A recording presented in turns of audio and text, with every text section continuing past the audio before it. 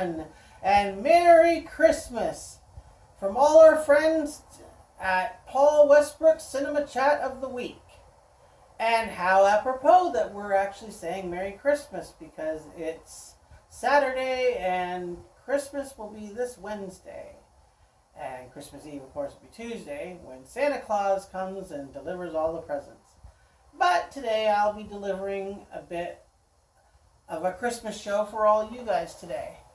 Yep, that's our focus on today's show. We're doing a Christmas show, so I'm going to show you a few of the videos that I got that are Christmas related, and you'll absolutely love them. First off, we're going to start with one of the classic films of all time. Has anybody ever remember Frosty the Snowman?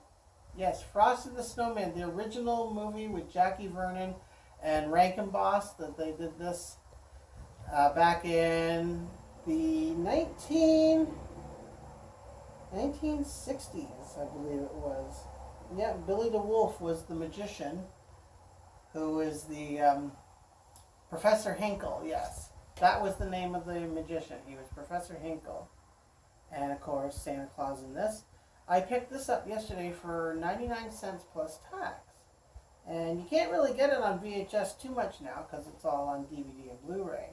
But I figure, why not? It's a classic story, and with the story about the little girl and the snowman that they bring to life. And I remember watching this as a kid and absolutely loving this show. And I wanted to have my own copy, so yes, the first show that I'm showing today is Frosty the Snowman.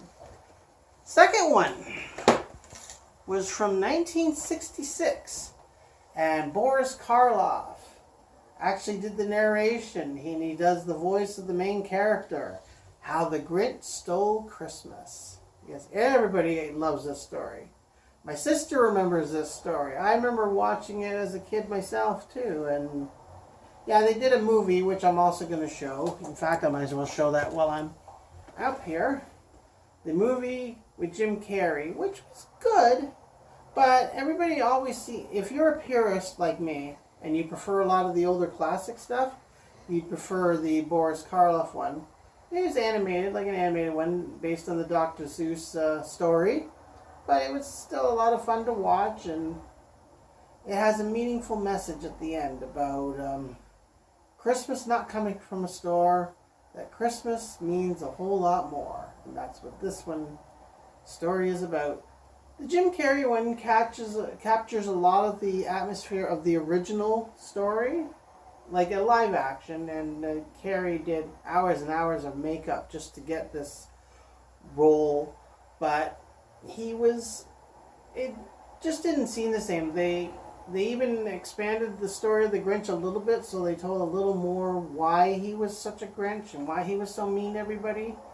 But at the same time, I don't know. You just have to be a purist on these type of stories, and if you like stories like this, then the original sometimes is best.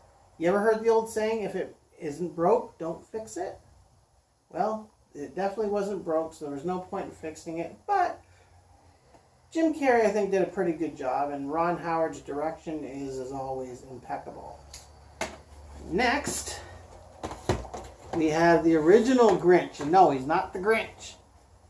Alistair Sim's Christmas Carol from 1951, the original British one with Alistair Sim and Michael Hordern as Jacob Marley's ghost. This one is probably the best out of all the versions of Scrooge that have been done before. And there have been a lot of versions of Ebenezer Scrooge, all the way back, believe it or not, to 1903 with Thomas Edison Productions. And Seymour Hicks in 1935, Reginald Owen, and of course the one with Albert Finney, which was in 1970. It was a musical version called Scrooge.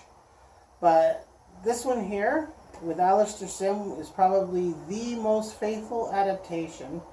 There's a little bit of expansion on the story as you go along, like Scrooge leaving Fezziwigs and going into business with Mr. Jorkins. But at the same time, it remains faithful to the novel, the Charles Dickens novel, which was an absolute blast to read, and I enjoyed reading it. And Alistair Sim, I thought, was the best Scrooge out of all of them. The worst, of course, being Bill Murray in 1988's Scrooged, which my friend Ron actually loves for some reason. But yeah, stick to this one. And it's a VHS copy, and it's in black and white. I know I had a colorized version, which I apparently wrecked. Maybe that's for a blessing in disguise. But in black and white, you can't go wrong.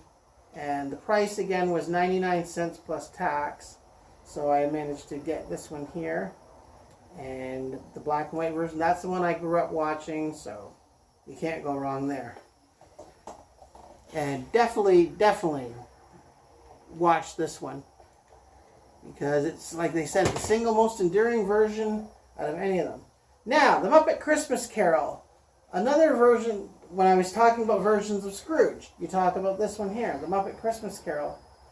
This is a movie with Michael Caine as Ebenezer Scrooge, and of course, he's accompanied by all the Muppets. Now, a little joke that I was saying when I was at West Garden earlier with Ron was, when you watch this movie, count and see how many times Rizzle the Rat actually falls.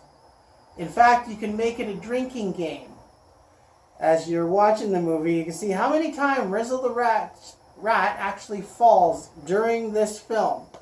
It's a record number, and you'll be impressed. So yes, you have Fozzie Bear's Fozziewig, yeah, and you have Kermit the Frog as Bob Cratchit, Robin the Frog as Tiny Tim, and Miss Piggy, she plays Mrs. Cratchit, and one of the only humans, like I said, in this one is Michael Caine as Scrooge. Although you have a couple of humans playing the part of Scrooge's nephew and a few other parts, but most of the roles are actually filled by Muppets. In fact, instead of Jacob Marley, you have Statler and Waldorf as Marley and Marley. Ooh, yeah. In fact, once you hear that song, you'll never get it out of your head.